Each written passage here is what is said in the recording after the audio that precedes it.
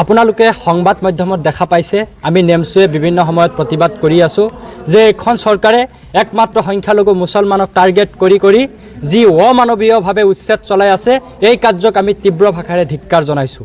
মাননীয় অসমৰ মুখ্যমন্ত্ৰী ডাঙৰীয়া, আপোনাৰ ৰাজ্যখনৰ যেতিয়া প্ৰজাসকলে আচলতে বৰষুণত ভিজি থাকে, বৰষুণৰ তিতিত ভিজি থাকে, তিৰপালত তলত থাকিব লগা হয়, অনাহাৰত থাকিব লগা হয়, শিশুবোৰ যিসকল সৰু সৰু কণমানিসকল যি সময়ত ছাত্ৰ ছাত্ৰীসকলে স্কুল যোৱা সময়ত সেই সময়ত কি কৰিছে, বুলডোজাৰৰ পিছে পিছে দৌৰিছে আৰু নিজৰ ঘৰবোৰ ভাঙি আছে আৰু শিশুবোৰে নিজৰ ঘৰ ভাঙাটো নিজৰ চকুৰে চাই আছে। গতিকে এয়াই দেখি মুখ্যমন্ত্ৰী ডাঙৰীয়া, আপোনাৰ অসমৰ আচলতে প্ৰজাসকলৰ এয়াই বৰ্তমান অৱস্থা। গতিকে আমি এই কাৰ্যক উত্তৰ পূৰ্ব অঞ্চল সংখ্যালঘু ছাত্ৰ সন্থাই তীব্ৰ ভাষাৰে ধিক্কাৰ জনাইছোঁ আৰু গৰিহণা জনাইছোঁ। আপোনালোকে চাব পাৰিছে বৰ্তমান সময়ত গোৱালপাৰাত উচ্ছেদ চলি আছে, যি অমানৱীয়ভাৱে উচ্ছেদ কৰি আছে মুছলমানক। একমাত্ৰ আলী হুছেইন আৰু মহম্মদ থকাৰ বাবেই নেকি এইখন চৰকাৰে একমাত্ৰ মুছলমানক টাৰ্গেট কৰি উচ্ছেদ কৰি আছে। কোনোবাই যদি শিশুৱে দেখা পোৱা গৈছে খোৱা পোৱা নাই, আচলতে খাব পৰা নাই, এনেকুৱা অৱস্থা হৈছে মুছলমানসকলৰ। গতিকে মুখ্যমন্ত্ৰী ডাঙৰীয়া, ইয়াৰ প্ৰতি উত্তৰ অসমৰ মুছলমানে আপোনাক 2026 আচলতে নিৰ্বাচনত দিব। আপোনাক অনুৰোধ জনাম যে অসমৰ মুছলমানক আচলতে শান্তিপূৰ্ণভাৱে থাকিব দিয়ক। আপুনি যেনে ধৰণৰ আচলতে ৰাজত্ব কৰি আছে, দেখা পোৱা গৈছে যে অসমৰ জীৱ জন্তুৰ মূল্য আছে কিন্তু অসমৰ মুছলমানৰ মূল্য নাই।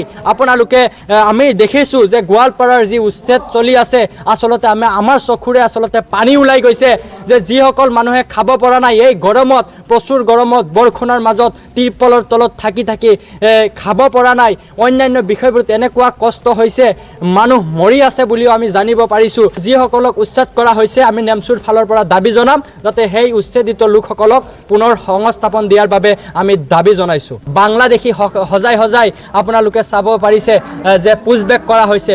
আমি বহুতৰ ঘৰত উপস্থিত হৈছোঁ, আমি বুজ ল'বলৈ উপস্থিত হৈছিলোঁ যিসকলৰ নথি পত্ৰসমূহ সঠিক আছে, তথাপিও স্বদেশী মানুহক বাংলাদেশী সজাই পুছবেক কৰা হৈছে।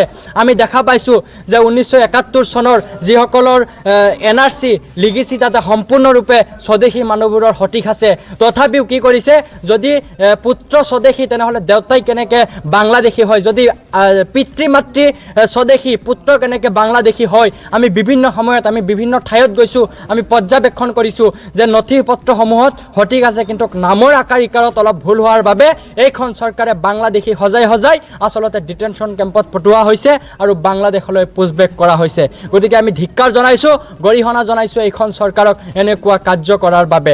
আৰু আমি জনাইছোঁ যে আমি বিভিন্ন এইবোৰ অসমৰ জ্বলন্ত সমস্যাক লৈ অসমৰ মুছলমানক যি অমানৱীয়ভাৱে উচ্ছেদ, যি পুছবেক কৰা হৈছে, আমি ইয়াৰ বাবে আমি গণতান্ত্ৰিকভাৱে প্ৰতিবাদ কৰিম। অহা এই মাহৰ 15 জুলাইত আচলতে গুৱাহাটীৰ চচলত আমি নেমচুৰ প্ৰত্যেকজন কেডাৰ, প্ৰত্যেকজন সৈনিকে আমি উপস্থিত হৈ আমি গণতান্ত্ৰিকভাৱে আন্দোলন কৰিম আৰু গুৱাহাটীৰ আকাশ বতাহ কাঁপিব নেমচুৰ প্ৰতিবাদত। সমাগত BDC নিৰ্বাচন